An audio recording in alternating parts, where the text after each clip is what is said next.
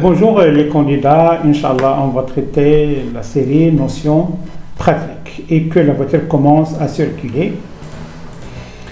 Alors, l'enfant doit être assis sur le siège arrière, oui ou non? Bien sûr que oui, pour éviter le danger. Et la réponse sera numéro 1.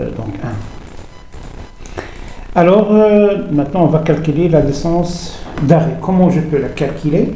Donc, un petit rappel, la distance d'arrêt, donc je prends le nombre de désignes multiplié par lui-même. Pour calculer la distance de sécurité, donc je prends le nombre de désignes de l'alerte multiplié par 6.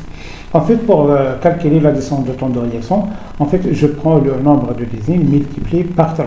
Donc, ce cas, donc je vais prendre 12 fois 12 égale à 144. Et la réponse sera numéro 1, à raison la voiture roule à 120. Alors, la distance d'arrêt dont j'ai besoin quand la route est mouillée, donc plus longue ou bien similaire, donc plus courte. Ensuite, il y a le glissage, on dit le glissage, le glissement, l'aquaplaning, le dérapage ou bien l'aquaplanage, donc sera plus long. Maintenant, on va calculer la distance d'arrêt, voilà. Donc, je prends bien sûr 10 fois 10 égale à 100. Donc, comment je peux calculer la distance de freinage? Alors, 10 fois 10, ça veut dire que je prends le nombre de désignes multiplié par lui-même.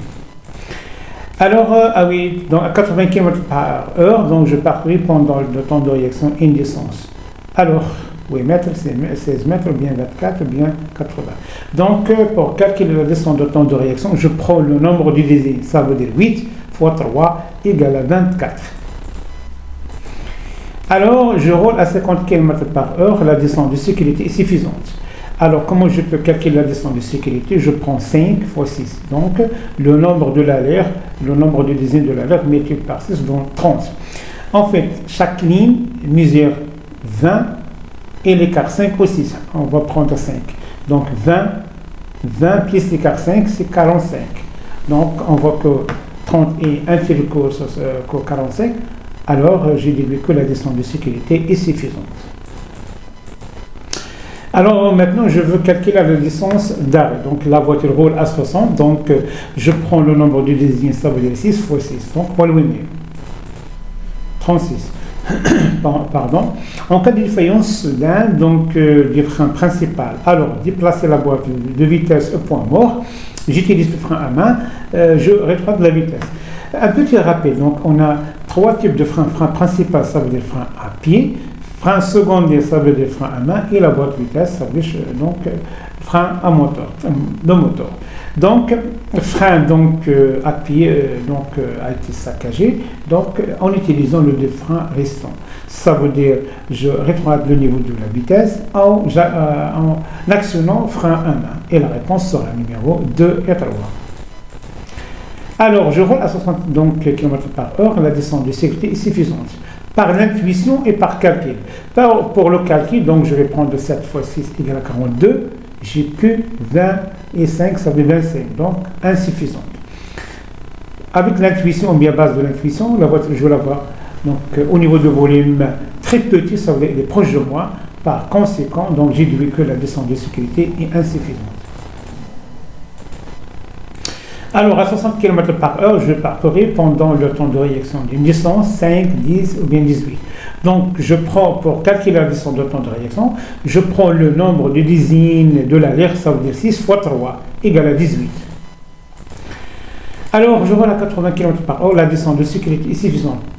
Par calcul et par l'intuition, donc insuffisante. Donc, au niveau de volume, je le vois plus grand. Donc, il est proche de moi. Alors, je roule à 60 km/h, la distance de sécurité est suffisante. Par l'intuition, par calcul. Par calcul, je prends le nombre de désignes de l'alerte. 6 fois 6 égale à 36. Très bien. Donc, on a la distance entre deux arbres consécutifs du mètre, donc 10, 10, 20. Donc, insuffisante. Et par l'intuition, donc je la vois plus grande. Ça veut dire qu'elle est proche de moi.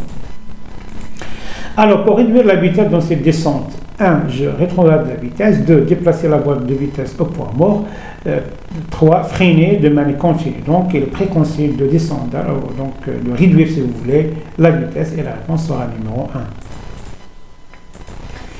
1. Alors, lors d'un frein d'urgence, les roues se sont arrêtées. Alors, un continue à freiner ou bien relâcher la pression, puis appuyer à nouveau les freins. Donc, il faut toujours enlever puis sur la pédale de freinage et cliquer de manière consécutive. Donc, la réponse sera numéro 2.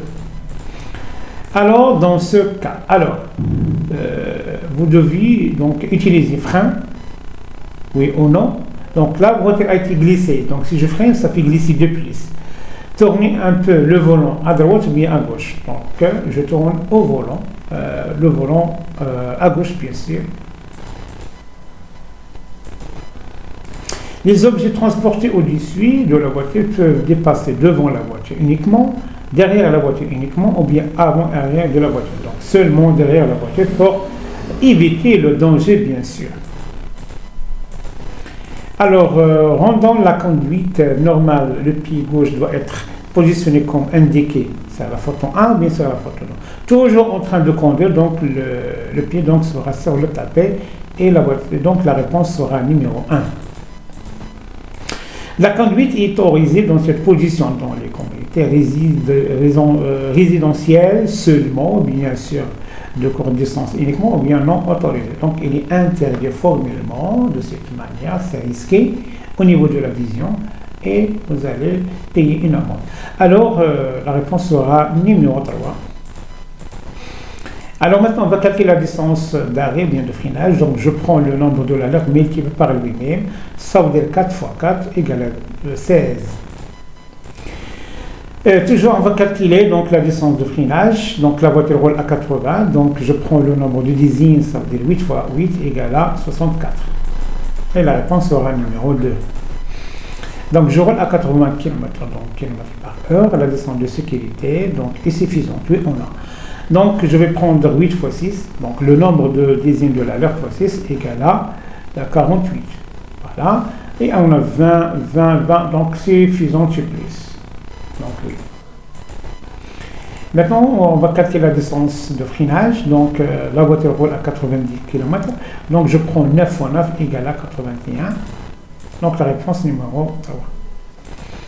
Alors, dans le virage, quelle position des mains est correcte? Photo 1 ou bien photo 2.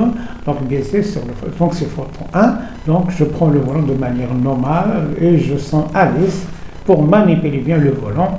Et la réponse sera numéro 1. Alors, à 40 km par heure, je parcouris pendant le temps de réaction une distance de 5, 8, bien 12. Donc, pour calculer la distance de temps de réaction, donc je prends le nombre de l'alerte multiplié par 3. Donc, 4 fois 3 égale à 12 mètres. Alors, j'ai utilisé le frein à main anti-vol, puis je quittais la voiture. Non. Voilà, il y a certaines voitures qui viennent donc derrière moi, donc je vais m'attendre. Donc, non. Descente de freinage en cas de sable sur la chaussée, donc plus courte, ou bien plus longue, ou bien similaire. En fait, ce sera mouillé ou bien le sable, ça fait glisser de pièces, donc sera plus longue. Et la réponse sera numéro 2. Alors, je roule à 50 km par heure, la descente de sécurité est suffisante, oui ou non? Ensuite, je vais calculer, donc 5 fois 6. Donc, pour calculer la descente de sécurité, je prends le nombre de dizaines de l'alerte multiplié par 6. Donc, 5 fois 6 égale à 30. Ainsi que la distance entre deux poteaux d'électricité, c'est 30 mètres. En fait, la voiture se trouve entre deux poteaux. Par conséquent, la distance de sécurité est insuffisante. Voilà le premier poteau et le deuxième poteau et la voiture entre deux poteaux. Je roule à 40 km par heure, garder la même vitesse, de ralentir, 3, prêt à s'arrêter en cas d'urgence. Voilà le ballon, donc il est suivi par un certain enfant, donc c'est un cas de danger, donc il faut ralentir la vitesse et se préparer à freiner en cas d'urgence. En fait, à cet égard, la réponse sera numéro 2 et 3. Alors, j'ai un obstacle inattendu, temps de réaction 1 demi-seconde, ou bien 1 seconde, ou bien 1 dixième de seconde. Donc, 1 seconde, soit quelle que soit la vitesse. Donc, la réponse sera numéro 2. Donc, c'est une règle générale. Donc, je dois dépasser ici. Donc, l'agent de police, bien, donc, diminuer la vitesse, bien, arrêter votre côté droit. Donc, le signe, ça veut dire ralentir la vitesse. Tout simplement, alors la réponse sera numéro 2. Alors, j'ai utilisé le frein à main, anti-vol, puis j'ai quitté la voiture. Oui, personne vient derrière moi. Voilà, les voitures ont été garées donc, derrière moi, donc je peux quitter sans problème. Alors, je roule à 60 km/h, la distance de sécurité est suffisante, oui ou non. Donc, je vais prendre le nombre de zines multiplié par 6, 6 fois 6 égale à 36. Je vais calculer la distance entre deux arbres consécutifs, 10 mètres. Donc, 10, donc 20, 30, 40, donc suffisante et plus. Alors, sur l'autoroute, la pression d'air du pneu doit être pression élevée à la normale, ou bien pression normale, ou bien pression basse à la normale. Donc, très élevé si vous voulez. Voilà, on a la vitesse et la charge. Et la réponse sera numéro 1. Alors, il est obligatoire de placer le triangle de précision en cas de panne du véhicule dans le virage du côté droit de la véhicule, ou bien avant le virage à 20 mètres. Donc, il faut toujours mettre avant le virage à 30 mètres. On a une bonne visibilité et à cet égard, la réponse sera numéro 2. Et voilà, on a terminé. On se verra, Inch'Allah, dans une autre série si vous voulez. Et à bientôt.